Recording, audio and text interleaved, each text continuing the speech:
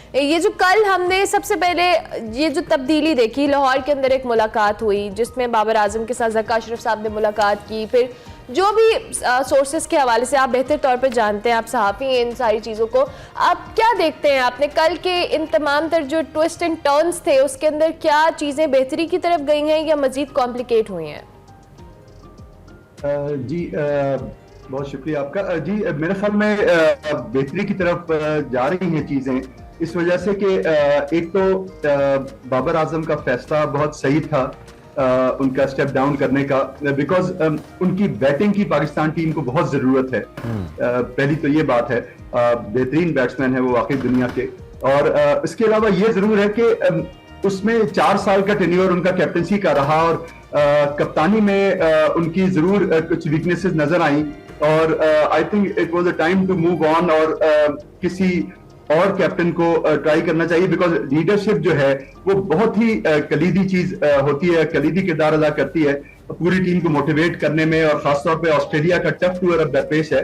तो मेरे ख्याल में डिसीजन तो ठीक था और वो बाबर ने खुद लिया, लेकिन उसके बाद मैं समझता हूँ कि बड़ा हेस्टली, बड़ी जल्दी में ये सब चीजें हुई कि नया कैप्टन टेस्ट के लिए अनाउंस करना, T20 के लिए अनाउंस करना, नया चीफ सेलेक्टर, नया डायरेक्टर कोच, तो ये सब चीजें उसी दिन हो गई। तो अब ये आई होप कि इसमें इस हेस्टीनेस में, इस जल्दी में कोई चीज गलत ना हो जाए, क्योंकि ये कि आपको पता होगा कि जो चीफ सेलेक्टर थे इंजमाम उल हक साहब, उनकी जगह तौसीफ अहमद साहब को अपॉइंट किया गया था, लेकिन उनको कोई सिलेक्शन का मौका नहीं दिया गया और वो डिसमेंटल कर दी गई सिलेक्शन कमेटी।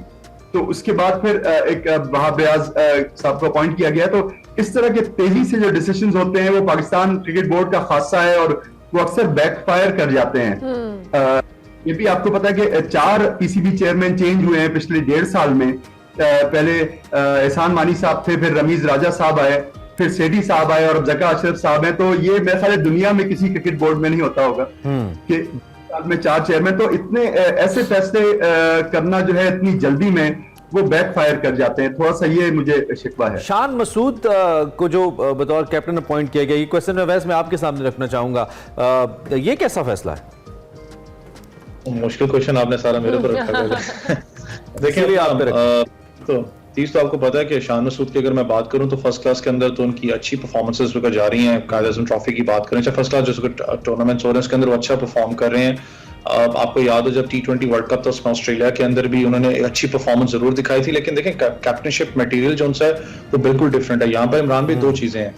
बाबर आजम को जिस टाइम पे उन्होंने कप्तानी छोड़ी उसके पॉजिटिविटी भी है, नेगेटिविटी भी है। नेगेटिविटी इस सेंस में है, आपने ऑस्ट्रेलिया खेलने जाना है। पाकिस्तान ने, आप हमेशा ट्रैक रिकॉर्ड देखते हो, जो पिछला कप्तान था उसने टेस्ट मैच सीरीज के अंदर क्या रिकॉर्ड अपना कायम किया था, वो ये था कि आपने श्रीलंका के खिलाफ टेस्ट मैच सीरीज खेली थी और आपने 2-0 से टेस्ट मैच जीती थी सीरीज। अब पाकिस्तान इधर ऑस्ट्रेलिया खेल रहे हैं। ऑस्ट्रेलिया के अंदर आपको पता है कि जिसको भी आपने कप्तान बनाना है वो बेचारा, उसके ऊपर तलवार लटकी रहेगी, वो बकरा ही बनता है हमेशा, क्योंकि टेस्ट मैच ऑस्ट्रेलिया के अंदर आपकी परफॉर्मेंसेस बहुत बुरी रही है। एशियन टीम्स वहां जाके हमेशा स्ट्रगल करती हैं। इंडिया जैसी टॉप क्लास टीम, आपको याद है 35 रन पे पूरी ढेर हो गई थी विराट कोहली की कप्तानी में। तो ये चीजें वहां पर आपको देखनी पड़ेंगी। आपने राइट टाइम पे, ठीक है, जो भी डिसीजंस लिए, यहाँ पर बाबर आजम ने स्टेप डाउन किया कप्तानी से, फिर उसके बाद शान मसूद यहाँ पर कप्तान आए हैं, तो टाइम देना पड़ता है। देखें, आप एक सीरीज से नहीं किसी को जज करोगे। आपने अगर ठीक है कप्तानी से किसी को उठाया, कुछ वजह की वजह से आपने उठाया कि आपने 4 साल लिए, उन्होंने अपना फिर भी रिजल्ट प्रोड्यूस किए। मैं आज भी कहता हूँ बाबर आजम ने आपको T20 वर्ल्ड कप का फाइनल खिलाया, एक और T20 वर्ल्ड कप का जो उनसे सेमीफाइनल खिलाया, रिजल्ट ने प्रोड्यूस किया for the first time, Bharat के खिलाफ जिताया। लेकिन सबसे बड़ा पता है इश्यू क्या है, जो दूसरे भाई भी बात कर रहे थे, देखो हमेशा हमारा एक मसला रहा है कि हम सारा का सारा मुद्दा उठा के फेंकते हैं कप्तान के ऊपर। यार एक कलेक्टिव टीम का जो मैनेजमेंट है वो पूरी कसूरवार होती है, खाली कप्तान डिसीजंस नहीं लेता। आपका हेड कोच है, आपका डायरेक्टर है, आपका क्रिकेट जो प्रॉपर जो स्टेक होल्डर्स वहां पर टीम के साथ है, पूरे के पूरे जो बैठ के जो टीम के डिसीजन लेते हैं कि हमने क्या करना है, कौन सा प्लेइंग 11 खिलाना है, क्या नहीं करना है। यहाँ पर सबसे बड़ा आपका मसला रहा है वो ये है कि क्रिकेट बोर्ड के अंदर इतनी हलचल रही है आपके 1 साल के अंदर, जैसे आपके अच्छा एक हम अभी अर्मला ने टर्म यूज की थी किंग कोहली, और हम कहते हैं किंग बाबर। हमें इस वक्त लगता है if we talk about Pakistan cricket तो it's king Zaka who is making the decisions, और उनके अपने हवाले से जो उनकी अपनी शॉर्ट कमिंग्स है, द काइंड ऑफ डिसीजंस ही has made before the cricket world cup, दुनिया क्रिकेट के सबसे बड़े इवेंट्स पहले। रिशाद भाई आपके सामने भी मैं ये मुश्किल सवाल रखता हूँ, उनके ऊपर मैंने कल भी बात की है कि there is no one to ask him कि आपने किस टाइप के लोगों को लगाया, आपने किस टाइप के फैसले किए, आपने किस टाइप की टीम सिलेक्शन की कि टीम का ये हाल हुआ। यकीनी तौर पर ये टीम पांचवें नंबर पर नहीं आनी चाहिए थी, we had all the potential, at least हम तीसरे नंबर पर तो आ ही जाते, चले टॉप 2 में ना आते।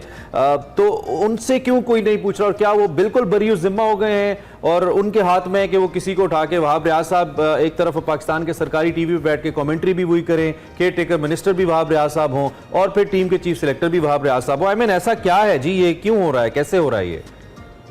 जी आप बिल्कुल दुरुस्त फरमा रहे हैं। मैंने जैसे कहा कि ये जल्दी में जो फैसले किए गए हैं इसमें कोई लॉजिक ज्यादा नजर नहीं आती, ये सिर्फ एक तब्दीली की खातिर एक तब्दीली कर दी गई है। लेकिन मैं ये समझता हूँ कि ये बिल्कुल आपने 100% कहा कि पूरी मशीनरी, एक पूरा थिंक टैंक इन्वॉल्व होता है जब टीम जाती है, खासतौर पर वर्ल्ड कप जैसे इवेंट में, तो उसमें एक आदमी पे जिम्मेदारी तो डाली ही नहीं जा सकती। पूरी टीम उसमें है, 15 खिलाड़ी हैं, उसके बाद टीम मैनेजमेंट है, यहाँ पाकिस्तान क्रिकेट बोर्ड है, और पाकिस्तान क्रिकेट बोर्ड ने कोई कम कंट्रोवर्सी क्रिएट नहीं की कि प्लेयर्स का ध्यान बटा रहे।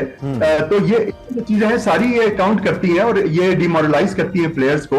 और उसके अलावा ये कि जब एक टीम हार जाती है किसी मैच को, तो उसके बाद ये कोचेस का फर्ज होता है कि उनको एक पेप टॉक दें, एक साइकोलॉजिकली उनको मेंटली, लेकिन वहां पे कोई ऐसी सूरत हाल नजर नहीं आई। आप देखिए जो थे इंडिया के, वो ओरिजिनल स्क्वाड में भी नहीं थे। जब पांड्या जख्मी हुए तो शामी स्क्वाड में आए और उन्होंने कितनी जबरदस्त तरीके से ये अपॉर्चुनिटी ग्रैब की है।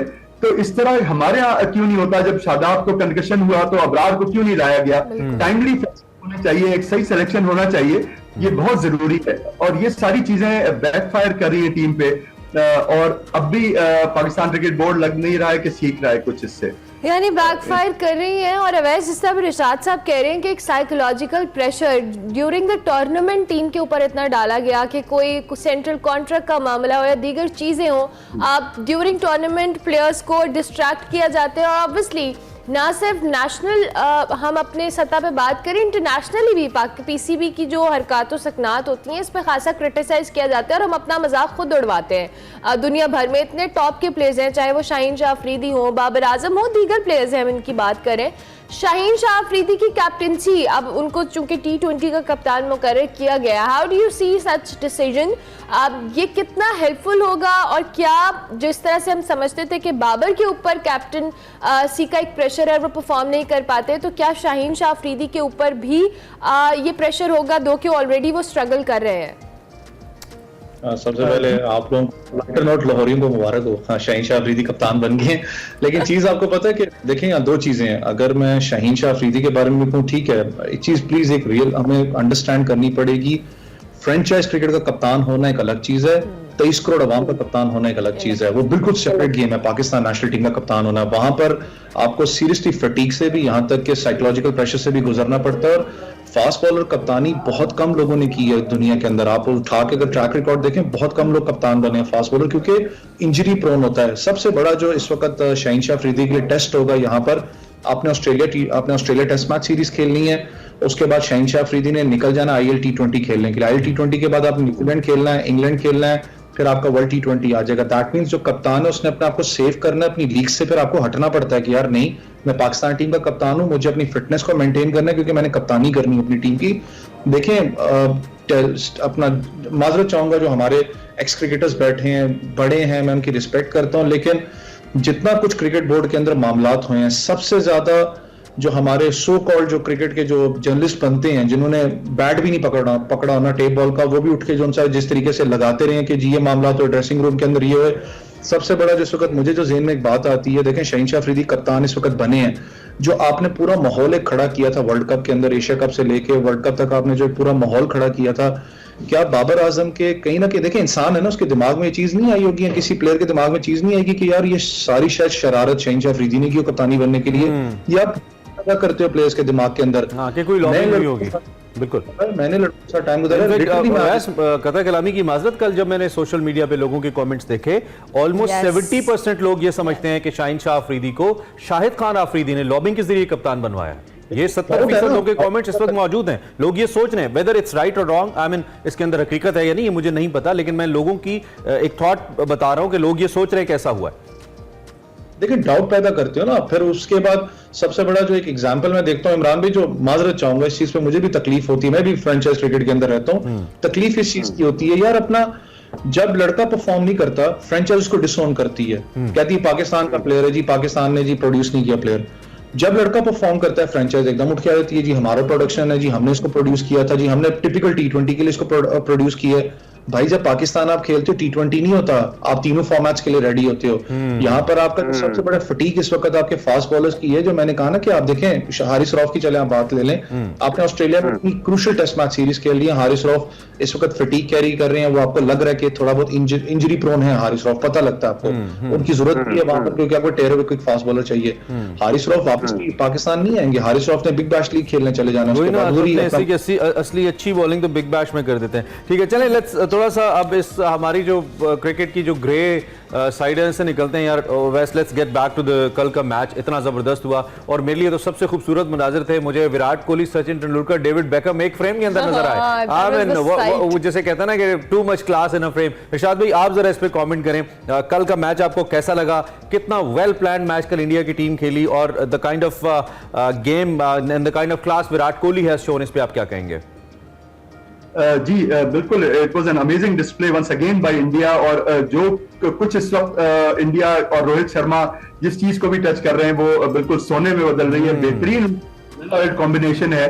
और उन्होंने बिल्कुल डेफिनेटली एक प्लानिंग के साथ गए थे, उन्होंने एक इतना बड़ा स्कोर खड़ा किया, टॉस जीत के पहले बैटिंग की, और उसके बाद जैसे आपने बिल्कुल सही कहा कि न्यूजीलैंड का रिकॉर्ड सेमीफाइनल्स में अच्छा नहीं है, वो देखते हुए उन्होंने स्ट्रेटेजी उसकी बनाई तो वो कामयाब हुई डेफिनेटली। और इंडिया की टीम जो है पूरे इस वर्ल्ड कप में एक बड़ी प्रोफेशनल अंदाज में खेले हैं, उन्होंने हर टीम को एक डिफरेंट तरीके से टैकल किया है, और कहां पहले बैटिंग करनी है, किस तरह फील्ड प्लेसिंग करनी है, बॉलिंग चेंजेस क्या है, तो everything is working for them. और इसमें आज का जो मैच है ऑस्ट्रेलिया साउथ अफ्रीका का, वो बड़ा की होगा, लेकिन अगर ऑस्ट्रेलिया की टीम पहुंचती है वर्ल्ड कप फाइनल में तो मैं समझता हूं कि एक रियल टफ टाइम इंडिया को मिल सकता है, लेकिन फिर भी अपर हैंड जरा सा इंडिया का ही है।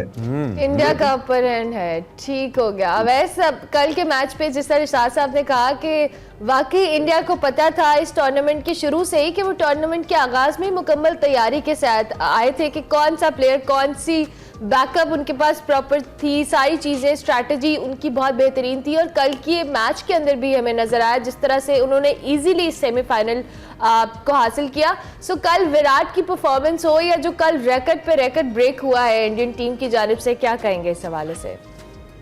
देखिए फिनोमिनल है, 50 100s करना कोई आसान चीज नहीं, और मैं इमरान भाई को इंट्रो में सुन भी रहा था, ये लिटरली आने वाले वक्तों में याद रहेगा, ये रिकॉर्ड टूटने वाला नहीं है, रिकॉर्ड बनते तो हैं टूटने के लिए, लेकिन 50-100 बहुत मुश्किल होता है। और 200 प्लस 291 कुछ मैचेस हैं उनके, 13,900 कुछ रन हैं, ये बहुत बड़ा एक रिकॉर्ड है यहाँ पर। और खास करके देखें ना, जब आप बात करते हैं विराट कोहली की, तो विराट कोहली की सबसे जो अच्छी चीज है वो he is king of chasing, chasing के अंदर आप रिकॉर्ड्स बनाएं, वो सबसे बड़ी चीज यहाँ पर होती है। जरूर टॉस उनके फेवर में जाता रहा इस वर्ल्ड कप के अंदर के इंडिया ने हमेशा टॉस यहाँ पर जीत के जो भी फैसला बैटिंग करते हैं चाहे बॉलिंग करते हैं वो करते हुए आए हैं इस पूरे मैच में, लेकिन सबसे अच्छी चीज है कि उनका जो टॉप ऑर्डर है वो परफॉर्म कर रहा है कंसिस्टेंटली।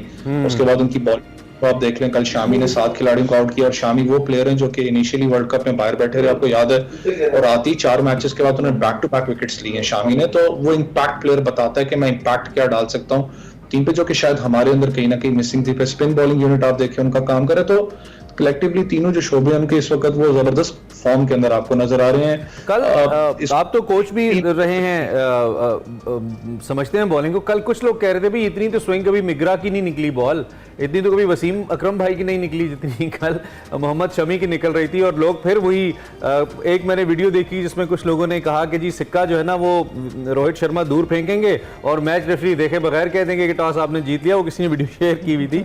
तो साथ ये बहुत सारी मिथ्स भी चल रही हैं। अब मेरी तो कम से कम मिथ्स वाला मेरा तो वो जिसे कहते हैं ना जरसूमा मर गया है कि नहीं भाई क्रिकेट अच्छी खेल रहे हैं, वो कोई मिथ नहीं है, they are playing good cricket. आप इस पे क्या कहेंगे? कल बड़ी बड़ी निकल रही थी बॉल शमी की। आपने जवाब अपना दिया, वही है ना आंसर, हकीकत ऐसी है। आप देखें मिथ हो जो भी हो, इस वक्त क्रिकेट अच्छी खेल रहे हैं, आपको इसको करना पड़ेगा, एग्री करना पड़ेगा क्रिकेट वो टॉप क्लास खेल रहे हैं। बेशक आप विकेट के मामले को लेके आए या टॉस के मामले को लेके आए, लेकिन क्रिकेट वो बहुत टॉप क्लास खेल रहे हैं।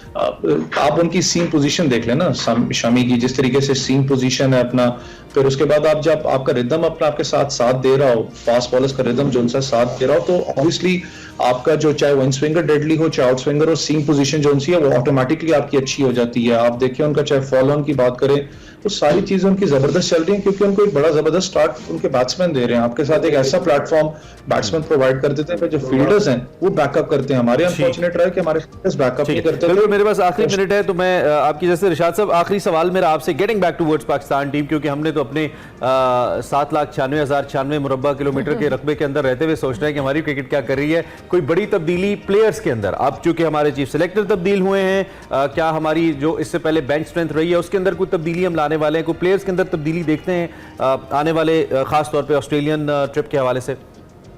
जी इमरान, ये चीज आपने सही सवाल किया। ये चीज बहुत ही जरूरी है कि टीम का सिलेक्शन सही हो। इस पे देखिए, वहां पे जब टूर पे चले गए तो फिर कुछ नहीं हो सकता। जब 18 खिलाड़ी चले गए तो फिर आप किसी को एज एक्स्ट्राऑर्डिनरी सर्कमस्टांसेस में भेजें तो अलग बात है, लेकिन जो टीम सिलेक्शन होनी चाहिए वो बेहतरीन होनी चाहिए। और पाकिस्तान के बहुत से ऐसे प्लेयर्स हैं जो मैं आपके नाम भी बता सकता हूँ। कामरान गुलाम है, तैयब ताहिर हैं, रोहित नजीर हैं, वाहिद बंगलजई हैं, आमिर यामीन है, कासिम अकरम है। ये लड़के बड़े टैलेंटेड हैं जो बैठे हुए हैं, जो they are knocking on the doors, और उनका परफॉर्मेंस भी नजर आ रहा है। तो ये इन लड़कों को कब चांस मिलेगा? इनको जिस वक्त वो अपने पूरे फॉर्म पर हैं, बेहतरीन परफॉर्मेंस दे रहे हैं, अब उनको नए यंग ब्लड को लाने की बहुत ज्यादा जरूरत है। और किसी आदमी को अपनी प्लेस जो है वो टेकन फॉर ग्रांटेड नहीं लेनी चाहिए। बैकअप होना चाहिए। जमान खान है, और भी अच्छे फास्ट बॉलर हैं, अरशद इकबाल हैं। तो अब इन कि ये लोग आए और आके परफॉर्म करें, बिकॉज ऑस्ट्रेलिया हमेशा टफेस्ट होता है। It is the toughest tour, और मुश्ताक मोहम्मद के बाद कोई भी कैप्टन पाकिस्तान का वहां पे सीरीज में टेस्ट मैचेस नहीं जिता सका। तो बहुत ही ज्यादा कॉम्पिटिटिव टूर है, और जरूरी है कि पाकिस्तान की बेस्ट टीम जाए। बेस्ट टीम जाए, अच्छा बैकअप भी होना चाहिए। एज यू सेड कि हर टीम के अच्छे परफॉर्मेंस के लिए अच्छी टीम और अच्छा बैकअप बड़ा जरूरी है। Thank you very much Rishad साहब, बहुत शुक्रिया आपका भी, अवैस आपका भी बहुत शुक्रिया कि आप दोनों ने अर्ली इन द मॉर्निंग हमें ज्वाइन किया। मौजूदा सूरत हाल पे जो क्रिकेट के हवाले से उस पर हम तज्जिया ले रहे थे।